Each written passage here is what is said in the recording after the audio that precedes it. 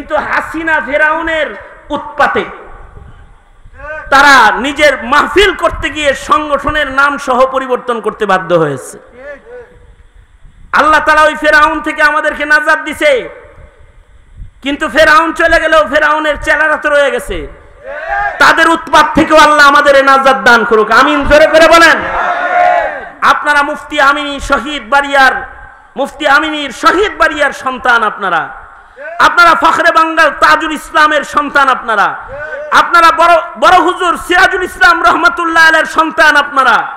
সুতরাং এই ব্রাহ্মণবাড়িয়াকে আজাদ রাখতে যে কোনো সময় তাওহীদের আহ্বানে, দ্বীনের আহ্বানে সর্বস্ব ত্যাগ করতে সদা প্রস্তুত থাকবেন, ইনশাআল্লাহ। বলেন ইনশাআল্লাহ। আল্লাহ তাআলা আপনাদেরকে কবুল মঞ্জুর করেন। আলেম আর জাহেল দুইজন কি সমান? আরো জোরে আওয়াজ করে বলেন, এই দুইজন কি সমান? সমাজের সাধারণ মানুষের ভেতরে আলেমের দরকার আছে না নাই? আরো জোরে বলেন, আছে না নাই? সুতরাং সমাজের আলেম যারা আছে তাদেরকে সহযোগিতা করবেন তো ইনশাআল্লাহ। এই আতিকির মতো আপনাদের এলাকার সন্তান যারা, তাদেরকে সহযোগিতা করবেন তো ইনশাআল্লাহ।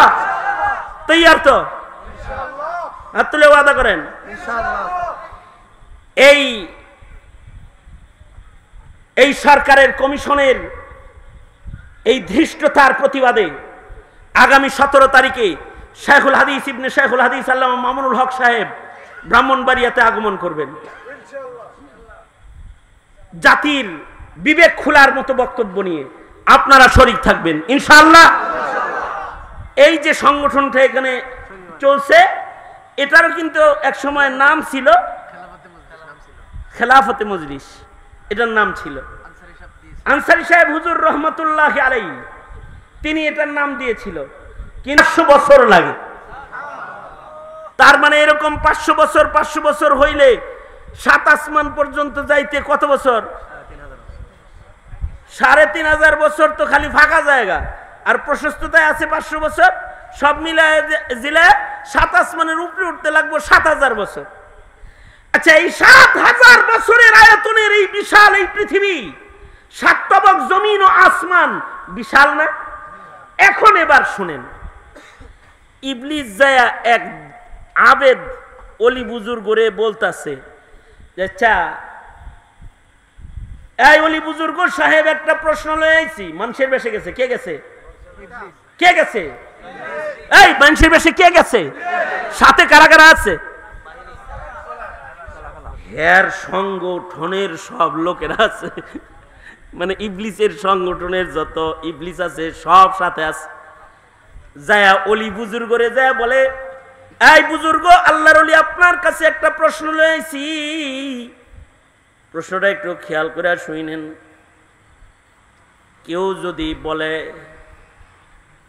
যদি বলে 7 আসমান জমিন পুরাটাকে, 7 আসমান জমিনের ভেতরের সব কিছুকে ঠিক রেখে কেউ যদি বলে যে সে ডিমের খোসার ভিতরে ঢুকাবে, এরপরও ডিমের খোসার ভেতরে ঢুকানোর পরেও ভেতরের কোনো কিছুর অস্তিত্ব নষ্ট হবে না এবং আবরণটাও ভাঙবে না, এর ভেতরে সে ঢুকায়া দিবে, এমন কেউ যদি দাবি করে যে এটা সে করবে, বলেন তো এটা কি কারোর জন্য সম্ভব নাকি? ওই যে আপনারা যেমন কইছেন না, আবেদেও কয় না, এটা কঠিন কালেও সম্ভব নয়। ইবলিস তার চেলাদেরকে বলে, চলো যাই, কাম হয়ে গেছে গা। সে যে না বলেছে, না বইলা তার রবরেও এখান থেকে বাইর করে দিছে। এই যে সে ইল্লাল্লাহ, কেউ পারবে না, তবে একজন পারবে। তিনি কে? জোরে বলেন, আরো জোরে আওয়াজ করে বলেন, তিনি কে? একজন যে পারবে, এই কথাটা আবেদে বলতে পারে নাই, কারণ আবেদের ইলিম নাই। না বলে সে তার রবের কুদরতকেও অস্বীকার করেছে। এতটুকুন ছোট্ট ভুলও আল্লাহর উপরে বিশ্বাস ও ইমানের জন্য ময়দানে মাহশরে তার পার হওয়ার জন্য বাধা হয়ে দাঁড়াবে। তার খালিস তাওহীদের ভেতরে এটাও একটা ত্রুটি হিসেবে পেশ হবে। চলো যাই এখন একজন আলেমের কাছে যাই। আলেমের কাছে যাও, সেম বলতেছে কেউ যদি দাবি করে ছোট্ট ডিমের আবরণের ভেতরে সাত আসমান জমিন যা কিছু আছে সব কিছুকে প্রবেশ করাবে, এটা কি সম্ভব নাকি? আলেম বলে কেউ বললে সম্ভব নয়, কিন্তু একজন যদি করে তাহলে এটা সম্ভব। তিনি হলো আমার মালিক আল্লাহ। কারণ ইযা আরাদা শাইআন আইয়াকুলা লাহু কুন ফায়াকুন। আল্লাহু আকবার। কারণ আমার রবের কুদরত হলো তিনি যদি বলেন যে কোনো কিছুকে হও, সাথে সাথে সেটা হয়ে যায়। তিনি যদি কোনো কিছুর ইরাদা করেন, ইচ্ছা পোষণ করেন, সেটাও হয়ে যায়। এটা আমার রবের কুদরত। তিনি যদি কোনো কিছু ইরাদা করেন সেটাও হয়ে যায়। হ্যাঁ, এটা একমাত্র কার জন্য সম্ভব? তিনি বলেন একমাত্র আল্লাহর জন্য সম্ভব। ইবলিস তার ছেলেদের কয়, দেখছস পেজগি লাগায়া আবেদের ইমান নষ্ট করা গেছে, কিন্তু মাসাইল জাননেওয়ালা আলেমের ইমানকে নষ্ট করা সম্ভব হয় নাই। এ কারণেই ফাকিহুন ওয়াহিদুন আশাদ্দু আলা শাইতান মিন আলফি আবিদিন। হাজার আবেদের চাইতে একজন আলেম বেশি ভয়ঙ্কর ইবলিস শয়তানের জন্য। এই কারণেই জমিনে যত শয়তান আছে, নাস্তিক, মুরতাদ, বেঈমান, ওরা ডাক্তার, ইঞ্জিনিয়ারকে ভয় পায় না, কিন্তু মামুনুল হককে ভয় পায়, আলেমকে ভয় পায়, বাবুনগরীকে ভয় পেয়েছে, আহমদ শফিকে ভয় পেয়েছে, ফখরে বাঙ্গালকে ভয় পেয়েছে, মুফতি নুরুল্লাহকে ভয় পেয়েছে, সিরাজুল ইসলাম বড় হুজুরকে ভয় পেয়েছে। কারণ তাদের কাছে ইলম আছে। যার কাছে ইলম আছে তাকে জিন শয়তানও ভয় পায়, জমিনের বাটপার যারা তারাও ভয় পায়, নাস্তিকেরাও ভয় পায়। কারণ হলো আলেমের কাছে ওই মাসাইল আছে যেই মাসাইলের দ্বারায় জাতিকে শয়তানের ধোঁকা থেকে বাঁচানো সম্ভব। যেমন মনে করেন নারী কমিশন, নারী উন্নয়ন কমিশন, ওরা যে সংস্কারের নামে যে দাবি দাবাগুলো সরকারের কাছে পেশ করেছে, এর মায়ের প্যাস সাধারণরা বুঝে না, কিন্তু ছোট ছোট তলবে এলেমরা বুঝে। আলহামদুলিল্লাহ আমার দেশের স্কুল, কলেজ, ইউনিভার্সিটির প্রফেসররাও থুথু নিক্ষেপ করেছে। যাদের এই ইলমি বুঝ আছে তারা নারী পুরুষ নির্বিশেষে বলেছে, ডক্টর ইউনূস সাহেব এটা বাতিল করে দেন।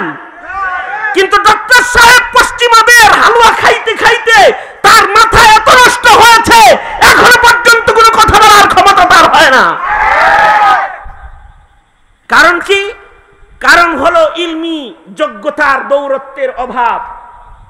কোন জিনিসের দ্বারা ঈমান নষ্ট হয়ে যাবে, কোন জিনিসের দ্বারা কবর হাসর নষ্ট হয়ে যাবে, কোন জিনিসের দ্বারা জান্নাতের দুয়ারে তালা লেগে যাবে, এই বুঝ জাগতিক জ্ঞানে শিক্ষিত ডক্টরদের নাই, প্রফেসরদের নাই, তবে আলেম দ্বীনের আছে।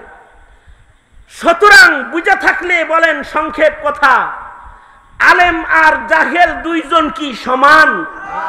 আরো জোরে আওয়াজ করে বলেন, এই দুইজন কি সমান? সমাজের সাধারণ মানুষের ভেতরে আলেমের দরকার আছে না নাই? আরো জোরে বলেন, আছে না নাই? সুতরাং সমাজের আলেম যারা আছে তাদেরকে সহযোগিতা করবেন তো ইনশাআল্লাহ? এই আতিকির মতো আপনাদের এলাকার সন্তান যারা, তাদেরকে সহযোগিতা করবেন তো ইনশাআল্লাহ? তৈয়ার তো? হাত তুলে ওয়াদা করেন।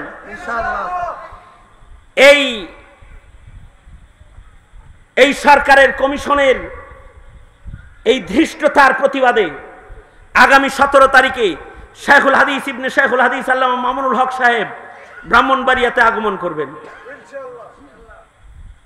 জাতির বিবেক খোলার মতো বক্তব্য নিয়ে আপনারা শরীক থাকবেন ইনশাআল্লাহ। এই যে সংগঠনটা এখানে চলছে, এটারও কিন্তু এক সময় নাম ছিল খেলাফতে মজলিস, এটার নাম ছিল। আনসারী সাহেব হুজুর রহমতুল্লাহ আলাইহি তিনি এটার নাম দিয়েছিল, কিন্তু হাসিনা ফেরাউনের উৎপাতে তারা নিজের মাহফিল করতে গিয়ে সংগঠনের নাম সহ পরিবর্তন করতে বাধ্য হয়েছে। আল্লাহ তাআলা ওই ফেরাউন থেকে আমাদেরকে নাজাত দিছে, কিন্তু ফেরাউন চলে গেলেও ফেরাউনের চেলারা তো রয়ে গেছে। তাদের উৎপাত থেকেও আল্লাহ আমাদের নাজাত দান করুক, আমিন। জোরে করে বলেন। আপনারা মুফতি আমিনীর